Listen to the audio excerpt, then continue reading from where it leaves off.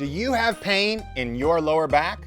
Well, if so, I've got one amazing stretch that nobody does that can help fix it.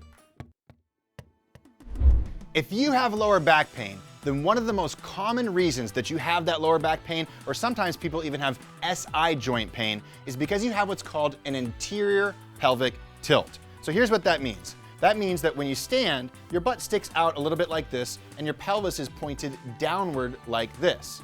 Now, when you have an anterior pelvic tilt, it puts an excessive arch in your lower back.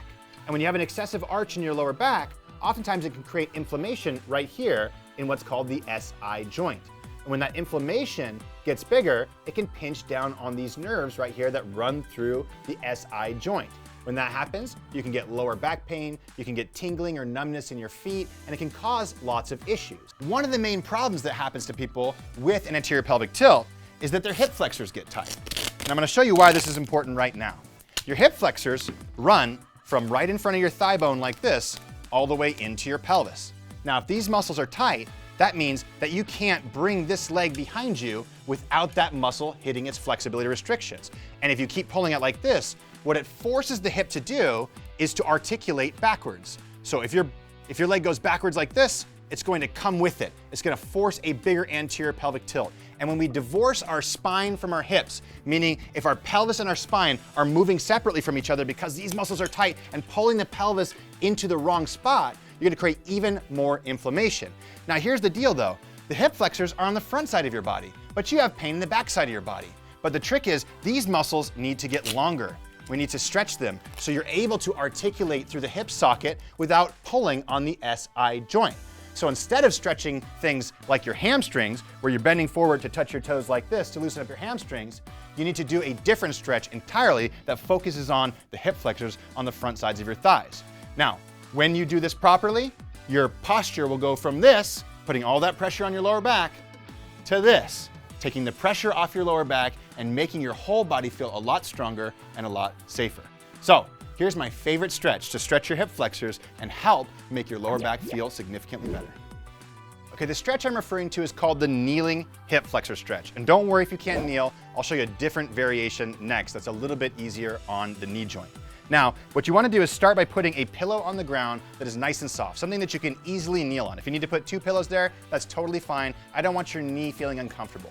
From there in this position, the first step is to put your hands on top of your hip bones, because what happens often when people do this stretch is as they go deeper, they open up their hips and they tilt their pelvis to the side, which is really just compensating for tight hip flexors. Instead, what we want to do is this. We want to turn the hips straight forward, balance them from side to side, which usually means lowering the hip with the leg in the front.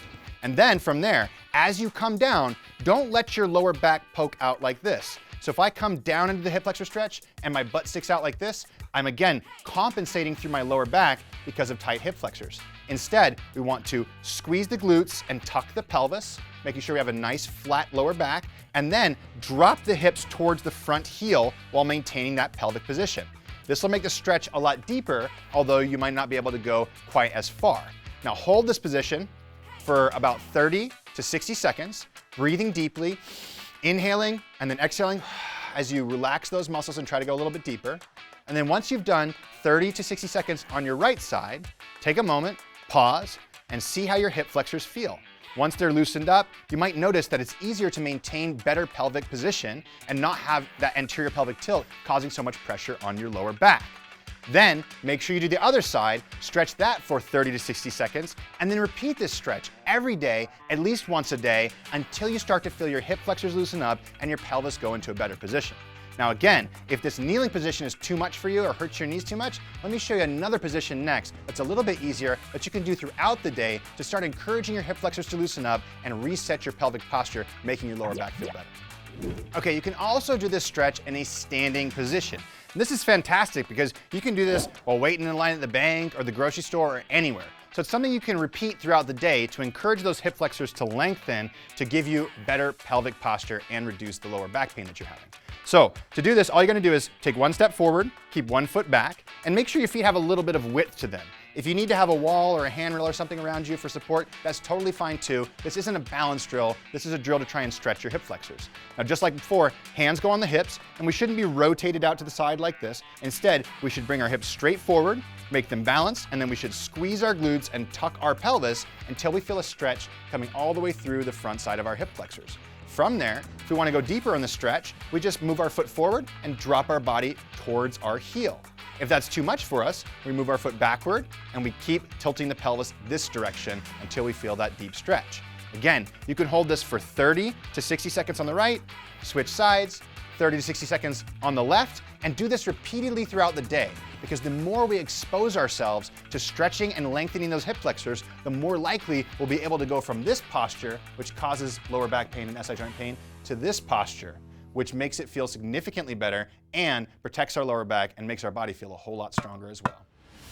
Hey, I hope you enjoyed this video. And if you want more stretches to loosen up those muscles that are tight in your body, well then what you should do right now is watch this video right over here. And if you want workouts that give you strength, flexibility, balance, and coordination, well, click the link below and try WeShape out for free. You'll love it, I promise.